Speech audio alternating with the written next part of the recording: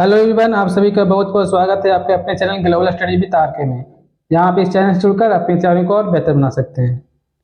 आज की क्लास में हम भारतीय स्वतंत्रता आंदोलन के आगे के प्रश्नों को देखेंगे। इसके पहले वाली क्लास में हमने इससे जुड़े प्रश्नों को कराया था। आज हम इसके आगे के प्रश्नों को देखेंगे। तो चलिए आज की क्लास को शुरू करते हैं। हमारा पहला प्रश्न है, ब्रिटिश सरकार ने किस योजना के तहत भारत छोड़ने तथा भारत विभाजन की घोषणा की थी? हमारे ऑप्शन है ए कैबिनेट मिशन योजना, बी माउंटबेटन योजना, सी क्रिप्स योजना, डी बेरेल योजना। इस प्रश्न का सही जवाब हो जाएगा ऑप्शन बी माउंटबेटन योजना। माउंटबेटन योजना के तहत ब्रिटिश सरकार ने भारत छोड़ने तथा भारत विभाजन की घोषणा की थी।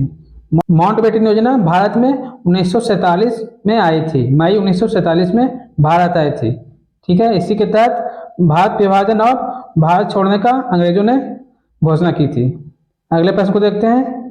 और अगला प्रश्न है, रॉलेट एक्ट का क्या उद्देश्य था? हमारा ऑप्शन ए बिना मुकदमा चलाए किसी भी व्यक्ति को नजरबंद करना, बी राज्य की कुछ महत्वपूर्ण सेवाओं को आवश्यक सेवाएं घोषित करना, सी सभी हड़तालों को अवैध घोषित करना, डी उपयुक्त में से कोई नहीं। इस प्रश्न का सही जवाब हो जाएगा ऑप्शन ए बिना मुकदमा चलाए किसी भी व्यक्ति को नजरबंद करना। ठीक है, रॉलेट एक्ट 1919 में पारित हुआ था। ठीक है, याद रखिएगा। अगले प्रश्न को देखते हैं। हमारा अगला प्रश्न है, 1916 का लखनऊ समझौता किनके किनके बीच हुआ था? हमारा ऑप्शन है ए अखिल भारतीय कांग्रेस तथा मुस्लिम लीग के बीच, बी अंग्रेजों और मुस्लिमों के बीच, सी अली बंधुओं और मौलाना आजाद के बीच, डी गांधी जी और अंग्रेजों के बीच। इस प्रश्न का सही जवाब हो जाएगा ऑप्शन ए अखिल भारतीय कांग्रेस तथा मुस्लिम लीग के बीच। अगले प्रश्न को देखते हैं। हमारा अगला प्रश्न है, सविनय अवज्ञा आंदोलन कब शुरू किया गया था? हमारा ऑप्शन है ए 1920 में, बी 1928 में, सी 1930 में, डी 1942 में। इस प्रश्न का सही जवाब हो जाएगा ऑप्शन सी 1930 में। 1930 में महात्मा गांधी जी द्वारा सविनय अवज्ञा आंदोलन की शुरुआत किया गया था। अगले प्रश्न को देखते हैं। हमारा अगला प्रश्न है, किसके शासनकाल में कर्नल स्लीमैन ने ठगी प्रथा का उन्मूलन किया था? हमारा ऑप्शन है A Lord Macaulay, B Lord Cornwallis, C Lord Dalhousie, D Lord William Bentinck. इस प्रश्न का सही जवाब हो जाएगा option D Lord William Bentinck. Lord William Bentinck के द्वारा 1830 में ठगी प्रथा का उन्मूलन हुआ था। याद रखिएगा। अगले प्रश्न को देखते हैं। हमारा अगला प्रश्न है, रामकृष्ण मिशन की स्थापना किसने की थी? हमारा option A Swami Vivekananda, B Swami Dayanand Saraswati, C Ramakrishna Paramhansa, D Shankaracharya. इस प्रश्न का सही जवाब हो जाएगा ऑप्शन ए स्वामी विवेकानंद। स्वामी विवेकानंद ने 1897 ईस्वी में रामकृष्ण मिशन की स्थापना की थी। अगले प्रश्न को देखते हैं। हमारा अगला प्रश्न है, हिंदुस्तान सोशलिस्ट रिपब्लिक आर्मी का गठन किसने किया था?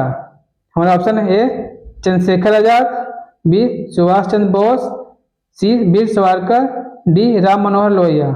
इस प्रश्न का सही जवाब हो जाएगा ऑप्शन ए चंद्रशेखर आजाद। चंद्रशेखर आजाद ने हिंदुस्तान सोशलिस्ट रिपब्लिक आर्मी का गठन किया था।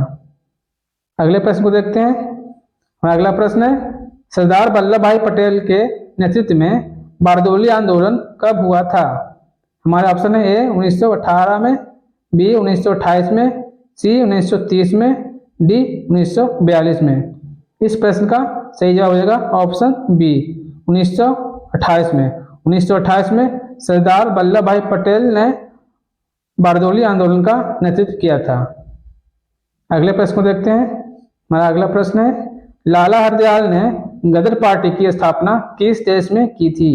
हमारे ऑप्शन है A America, B Bharat, C Japan, D Germany. इस प्रश्न का सही जवाब हो जाएगा ऑप्शन ए अमेरिका। अमेरिका में लाला हरदयाल ने गदर पार्टी की स्थापना की थी। अमेरिका में कहाँ? तो यह सैन फ्रांसिस्को में, अमेरिका के सैन फ्रांसिस्को में लाला हरदयाल ने गदर पार्टी की स्थापना की थी। अगले प्रश्न को देखते हैं। हमारा अगला प्रश्न है, भारत की राजधानी कलकत्ता से दिल्ली किसके शासनकाल में स्थानांतरित की गई थी? हमारा option A Lord Minto, B Lord Hardings, C Lord Curzon, D इनमें से कोई नहीं। इस प्रश्न का सही जवाब हो जाएगा option B Lord Hardings. Lord Hardings के समय राजधानी भारत की जो है कलकत्ता से दिल्ली स्थानांतरित की गई थी। लॉर्ड हार्डिंग्स का कार्यकाल 1910 से 1916 के बीच था। ठीक है, याद रखिएगा। अगले प्रश्न को देखते हैं। और अगला प्रश्न है ब्रिटिश सरकार के विरुद्ध कूका आंदोलन का नेता कौन था? हमारे option A Dilip Singh, B Lal Singh, C Tej Singh, D Ram Singh. इस प्रश्न का सही जवाब हो जाएगा ऑप्शन डी राम सिंह। कूका आंदोलन का नेतृत्व राम सिंह ने किया था। अगले प्रश्न को देखते हैं। और अगला प्रश्न है क्यूमनेल अवार्ड किसके द्वारा प्रस्तुत किया गया था? हमारे option A Lord Attlee, B Lord MacDonald, C Sir Stafford Cripps, D Lord Minto. इस प्रश्न का सही जवाब हो जाएगा option B Lord MacDonald. Lord MacDonald के द्वारा 1932 में क्यूमनेल अवार्ड प्रस्तुत किया गया था। अगले प्रश्न को देखते हैं। हमारा अगला प्रश्न है निम्नलिखित में से कौन बंगाल का प्रथम गवर्नर जनरल था? हमारा ऑप्शन है A Lord Clive, B Lord Dalhousie, C Warren Hastings, D इनमें से कोई नहीं। इस प्रश्न का सही जवाब हो जाएगा option C Warren Hastings. Warren Hastings Bengal का प्रथम गवर्नर जनरल था। अगले प्रश्न को देखते हैं। हमारा अगला प्रश्न है तत्वबोधि समाज के संस्थापक कौन थे? हमारे option A Ramakrishna Paramhansa, B Raja Ram Mohan Roy, C Bal Gangadhar Tilak, D Devendra Nath Thakur. इस प्रश्न का सही जवाब हो जाएगा ऑप्शन डी देवेंद्र नाथ ठाकुर। देवेंद्र नाथ ठाकुर तत्वबोधि समाज के संस्थापक थे। अगले प्रश्न को देखते हैं। हमारा अगला प्रश्न है 1943 ईस्वी में आजाद हिंद फौज की स्थापना कहाँ की गई थी? हमारे ऑप्शन ए जापान में, बी मिदनापुर में, सी मांडले में, डी सिंगापुर में। इस प्रश्न का सही जवाब हो जाएगा ऑप्शन डी सिंगापुर में। सिंगापुर में आजाद हिंद फौज की स्थापना की गई थी 1943 ईस्वी में। अगले प्रश्न को देखते हैं।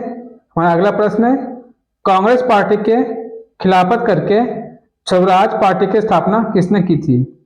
हमारे ऑप्शन है ए चित्तरंजन दास और मोतीलाल नेहरू ने, बी चित्तरंजन दास और सुभाष चंद्र बोस ने, सी मोतीलाल नेहरू और लाला लाजपत राय ने, डी इनमें से कोई नहीं।